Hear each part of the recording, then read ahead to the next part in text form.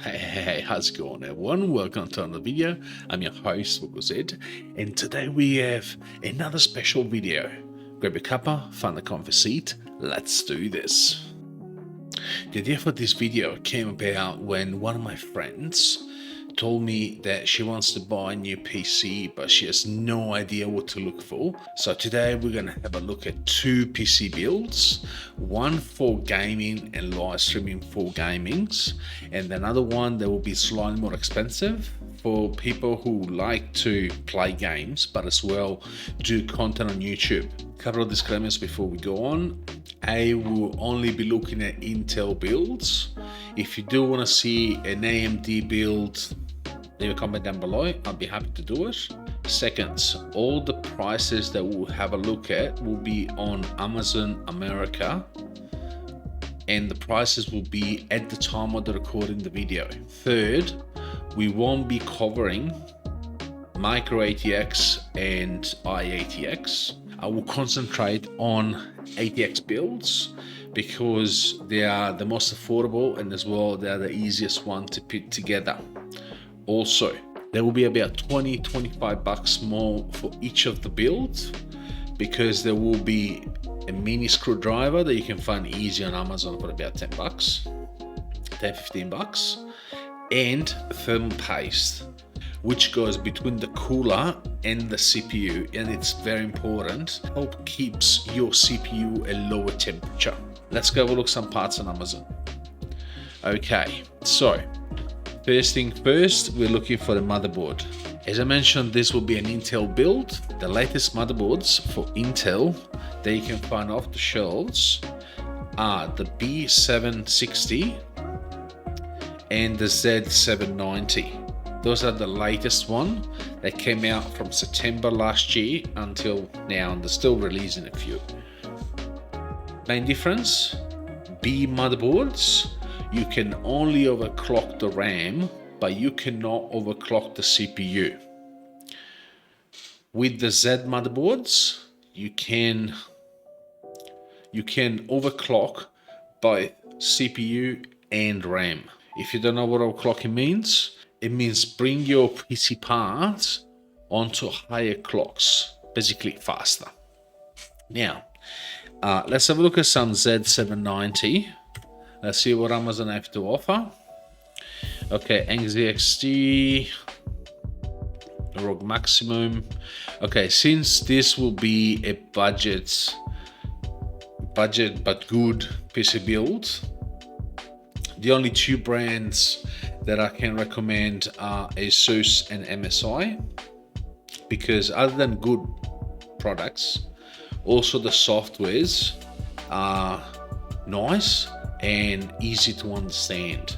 So, okay, we got a Tomahawk for $309. So both the MSI Mug 790 Tomahawk, and we'll have a look at the TUF. They are really good motherboards. How much was the $274 on special? Okay, but otherwise $289, so just slightly cheaper. So I would say let's go with this at the cart. For the CPU, I know it's not latest gen. The latest gen for Intel is 13 series, but as it just came out a few months ago, I would say let's go with the previous generation, just because it will be cheaper and there aren't that much of a difference in performance. I'll show you. So the CPU that I picked is the i5 12600K. Please do not purchase the one that have the F at the end. What it means, so if it has an F at the end, it means that there are no Intel graphics inside the CPU.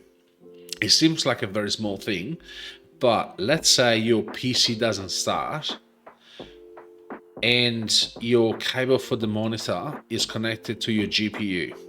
The only way to know for sure that the GPU is malfunctioning is connecting that cable from the monitor into the motherboard, and if you are Intel graphics, you can tell if the PC is working and the graphics card is not. So they may be slightly cheaper, the F versions, or KF and F, but they're not worth it. So we're looking at the 12600K. K at the end of the number of a CPU means that that CPU can be overclocked. That at the time of recording is 246. Let's add the card. Next, RAM. So we are looking at DDR4 because both of the motherboards support DDR4, which is not the latest one because DDR5 is the latest one. But at the moment, mostly when you do gaming, you don't see a real advantage to have DDR5 memory. Now, because we have a Intel CPU, the recommendation for Intel CPU is 3200 megahertz, which is the speed.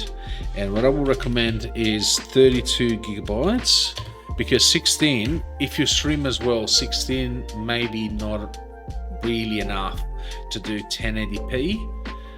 It will be maybe a bit laggy, either the game or your recording software. So let's see what we have. Do we want RGB? Maybe. Alright, so for RAM, I will recommend the Fury Beast, 32 gigabytes. I own this pair and they are amazing. Now, they're usually 141, but at the time of recording, they're 103. So I would take the chance. I would not recommend to waste money onto an AIO cooler, which is a water cooling for beginners. What I would go is with an air cooler instead, because they're much cheaper. They're much cheaper and they do the same job. Now, let's see what we have. We have a Cooler Master Vitroy. Wow. For the price, you get a lot of value. And it looks cool as well. So we'll be adding this. So we need a graphics card. For the graphics card, I will highly recommend an RTX 3060 12 gigabytes. Yes, the latest series of graphics card for NVIDIA is the 40 series, but it literally just came out and it's very expensive. If you're a gamer and you're just looking to play and stream at 1080p, you will be fine with a 3060 12 gigabytes. I wouldn't go with a normal 3060 just because those 12 gigabytes of VRAM will give you a little bit higher detail in game. Of course, you know 4K and it's a dream, but that will give you a bit more of detail in game. Another thing that I will recommend is whatever motherboard you go with, I will highly recommend to stick with it as well with the graphics card, because you end up using the same software. So if you have MSI, it would be Dragon Center. If you have ASUS, it would be Armoury Crate. I see that there's an MSI. Don't be fooled, because not all the graphics cards are the same, even if it's the same brand. Ventus is the lower end of MSI. So Zotac Gaming X, yep, this is a good one. And then I would go with, instead, because we chose the motherboard from ASUS, I will go with this, which is the Asus NVIDIA 4 GB overclocked edition, 12 gigabytes. It's a dual 3060. So we add this to the cart. PSU.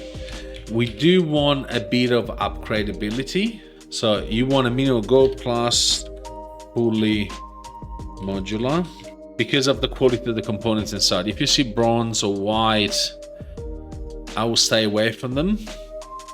just because you don't want to chip out on the power supply, because that what makes everything moving. Let's say we're talking about the human body, it's like you're chipping out on the heart. So no, definitely not. Okay, we've got a Thermaltake 650 Gold Plus. So Thermaltake is a good brand. Doesn't really matter with the power supply as long as, you know, it's Gold Plus. It goes Gold Plus, which is the minimum if you want a good power supply. Then it goes to Platinum, and then it goes to Titanium. Titanium much more expensive, but they're much more efficient, and at the same time, you know, you got better parts inside. With the case, full disclosure, I've already looked it up. Zalman, there you go, which is a very, very cheap case. T7. Okay, let me show you why I believe it's a very, very good case. Comes installed with 120mm fans, but we're not really concerned about them because we're gonna change them anyway. So it fits perfectly an ATX, which is great. Look at it, perfectly. And also mostly because the airflow is amazing in this case. You can mount 3 fans at the front, 2 at the top, 2 at the bottom, and 1 at the back. Now, you don't have to fill them up straight away. You can upgrade over time. But there are not many cases, mostly on this price range, that offer the same amount of features. Now, 4 fans, we just get a 7-pack. So we have 3 at the front, 2 at the bottom, 1 at the back, that is very important. And then if you want to add 1 at the top, and down the track, you can get more, or even a 6-pack. Let's have a look. So it does on a silent PWM, addressable RGB fan sync. Perfect. Those one will do the trick. So they come with their own box, which is great. So you can sync them.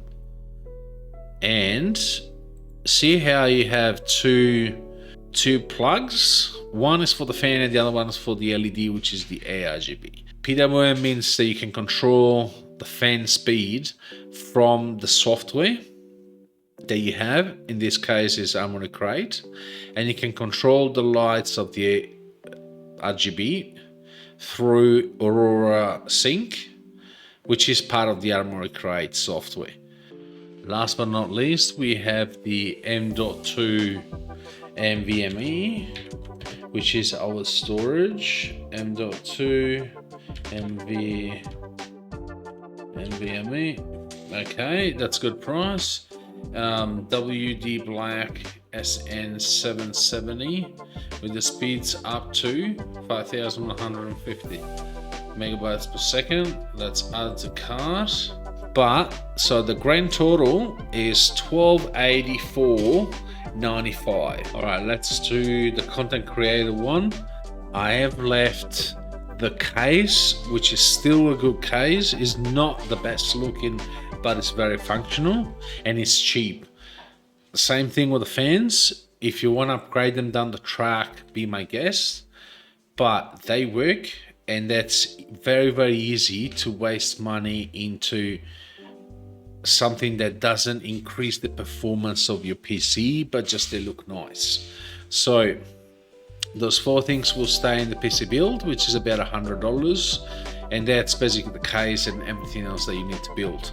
Now, if you're a content creator, there's no better motherboard than the Creator. I know it's more expensive than others, and by any means you can go back and forth between the 2 builds. The only motherboard that I would recommend to a creator, not because it's called Creator, but other than being a very, very good motherboard, it's got something that nobody else has in the same price point, which is $500. There's only one motherboard that has the same feature, still from ASUS, but it costs about $1,000.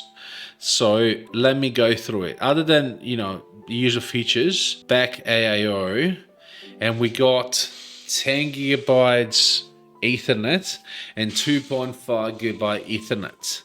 Why is it important for a content creator? A, you have 2 Ethernet ports, which you have them as well in the MSI Meg Ace, which costs $200 more. But in the MSI motherboard, you don't have 10 and 2.5, you have 2.5. Why am I banging on about this?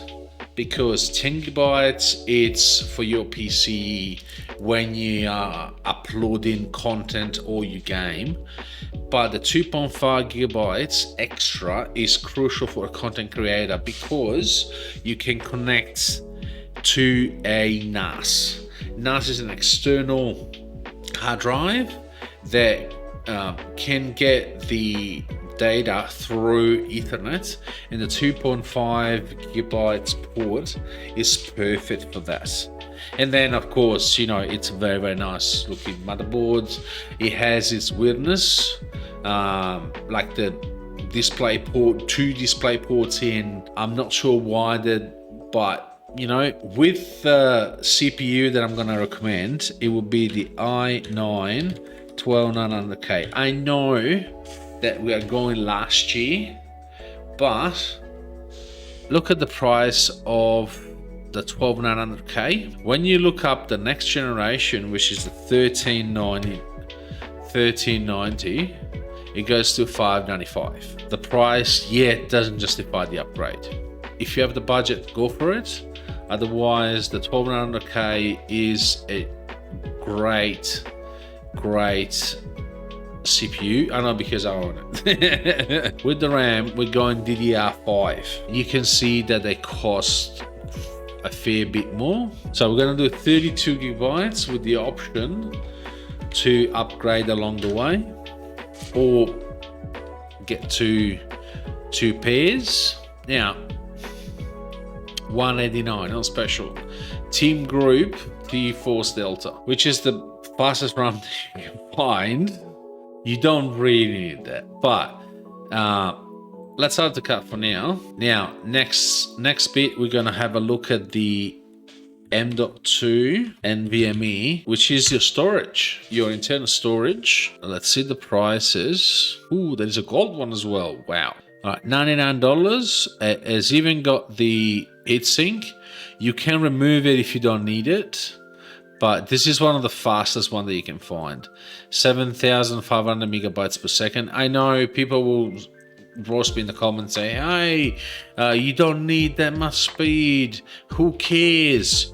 Honestly, I had to move my Steam library from one hard drive to another, and with 2 fast hard drive, it took a few hours. So yes, to me matter. Anyway, so we've got the SSD. We are going with an AIO now, because with 12900K, you want to have a liquid cooler or an Noctua air cooler. Let's see what we have. Ooh, and it's very, very easy to overspend when it comes to these sort of things. So those are the AIO. Okay, this one looks pretty good. Antilli 3100 RPM. I guess this will do 240 as long as supported LGA 1700. Okay, we need a graphics card, don't we? So what I was gonna say is an RTX 3090. I know it's not the last version, but there are some good prices now. 3090 Ti Founder Edition 1400. That is a steal. Alright, so with the PSU, I know we could go gold about it, but with those parts, with the 3090 Ti Founder Edition, I will feel much safer with a Platinum. I know they can cost a little bit more, but it will be worth it. Silverstone Strider is still a good one, but hey, for 20 bucks, what do you reckon? It's on special from $249.99 to $179. So Full complete build. Full complete build goes to 3,093. This ensures upgradability because the case is big enough to be built in, and 3090 Ti Founder Edition is a great graphics card that will last you for at least 3 to 4 years. If you want to push the boundaries of content creation with 6K and 8K that are coming, you may have to upgrade your graphics card. But as it is, the 3090 Ti will take you easy into the beginning of 6K. So 3, maybe 4 years at least. What do you think, guys? Let me know in the comments down below. What you done there? Don't forget to pop the like button. And so YouTube will share this video to more people. If you do want to see an AMD build or a mini ITX or ITX build, pop it in the comment down below. Don't forget to join us up on Guilded and Discord. We have both communities available, and our live stream every Friday at 8 PM Australia Central Standard Time on this channel. Same time as I release the video. Until next time, happy creating.